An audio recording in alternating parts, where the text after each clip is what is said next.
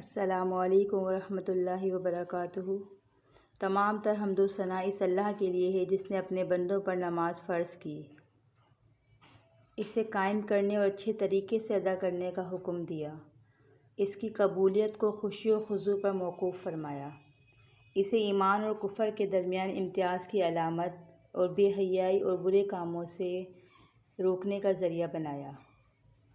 اللہ کی حمد و ثنا کے بعد رسول اللہ صلی اللہ علیہ وآلہ وسلم پر درود و سلام ہو، جنہیں اللہ تعالیٰ نے مخاطب کرتے ہوئے فرمایا کہ نماز دین کا انتہائی اہم رکن ہے۔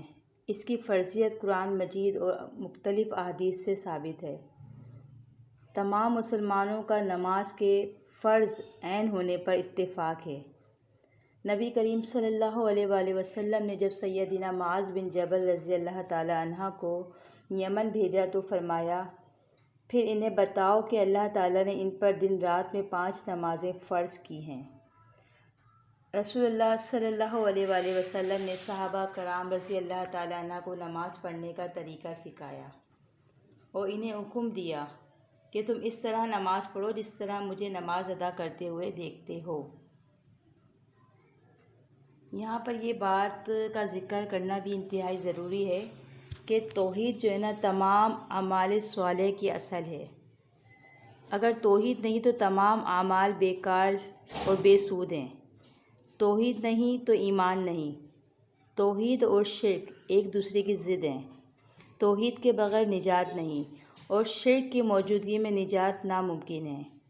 اللہ تعالیٰ فرماتا ہے، بے شک اللہ شرک نہیں بخشے گا اور اس کے علاوہ جس گناہ کو جس کے لیے چاہے گا بخش دے گا، اور جو شخص اللہ کے ساتھ شرک کرتا ہے وہ بہت بڑے گناہ کا ارتکاب کرتا ہے۔ ایک اور جگہ فرمایا، جو لوگ ایمان لائے اور انہوں نے اپنے ایمان کو ظلم یعنی شرک سے ملوث نہیں کیا۔ ظلم یہاں پر شرک کو کہا جا رہا ہے، یعنی جو لوگ شرک کرتے ہیں وہ اپنے آپ پر ظلم کر رہے ہیں۔ تو یہاں پر ظلم کو شرک سے تشبیہ دی گئی ہے کہ کیا تو ایسے ہی لوگوں کے لیے امن ہے، یعنی جو لوگ اپنے ایمان کو ظلم یعنی شرک سے ملوث نہیں کیا ان لوگوں نے، تو ایسے ہی لوگ جو ہے امن میں رہیں گے اور یہی لوگ ہدایت یافتہ ہے۔ کون لوگ؟ جو لوگ ایمان لائے اور انہیں اپنے ایمان کو ظلم کے ساتھ ملوث نہیں کیا۔ یعنی اس بات سے یہ بات ثابت ہوتی ہے کہ بعض لوگ ایمان لانے کے بعد بھی شرک کرتے ہیں، جیسا کہ رب العالمین قرآن میں فرماتے ہیں، اور بہت سے لوگ اللہ پر ایمان لانے کے باوجود مشرک ہوتے ہیں۔ نماز کی قبولیت کے لیے شرط اول یہ ہے کہ اللہ تعالیٰ کو اس کی ذات و صفات میں یکتا مانا جائے اور تسلیم کیا جائے کہ اللہ کی نہ بیوی ہے اور نہ ہی اولاد، کوئی اللہ کے نور کا ٹکڑا نور من نور اللہ نہیں۔ اللہ کا کسی انسان میں اتر آنے کا عقیدہ وحدت الوجود وحدت الشہود کھلا شرک ہے۔ یہ بھی مانا جائے کہ کائنات کے تمام امور صرف اللہ تعالیٰ کے قبضے اختیار میں ہیں، عزت و ذلت اسی کے پاس ہے، ہر نیک و بد وہی مشکل کشا اور حاجت روا ہے، نفع و نقصان کا مالک بھی وہی ہے، اور اللہ کے مقابلے میں کسی کو ذرا سا بھی اختیار نہیں ہے، ہر چیز پر اسی کی حکومت ہے، اور کوئی اللہ کے مقابلے میں کسی کو پناہ نہیں دے سکتا، صرف اللہ تعالیٰ ہی ہمیشہ سے ہے اور ہمیشہ رہے گا، اس کے علاوہ ہر چیز کو فنا ہے۔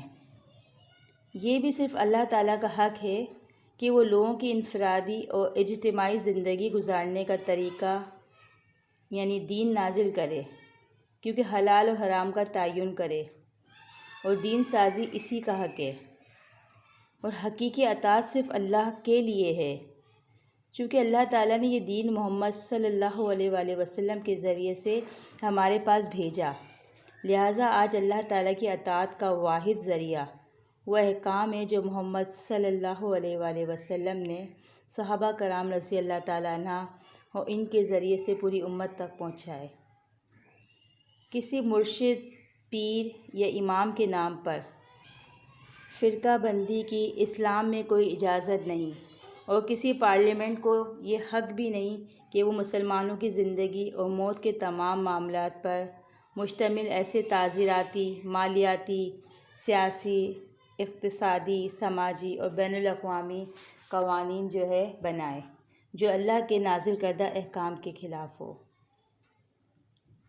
اللہ تعالی ہمیں صحیح العقیدہ بنائے اور وہ اعمال کرنے کی توفیق عطا فرمائے جو اللہ تعالیٰ نے اپنے دین اسلام کے اندر نافذ کیے ہیں، اور ہمیں توحید کا پرچار کرنے کی توفیق عطا فرمائے اور شرک جیسے ظلم عظیم سے بچائے، کیونکہ ابھی ہم نے سنا تھا کہ اللہ تعالیٰ تمام گناہوں کو معاف کر دیں گے لیکن مشرک کی بخشش نہیں ہے۔ تو اللہ تعالیٰ ہمیں شرک جیسے ظلم عظیم سے بچائے اور ہمارا خاتمہ بالخیر کرے، اور جب ہم اس دنیا سے رخصت ہوں تو اللہ رب العزت ہم سے راضی ہو جائے۔ السلام علیکم ورحمۃ اللہ وبرکاتہ۔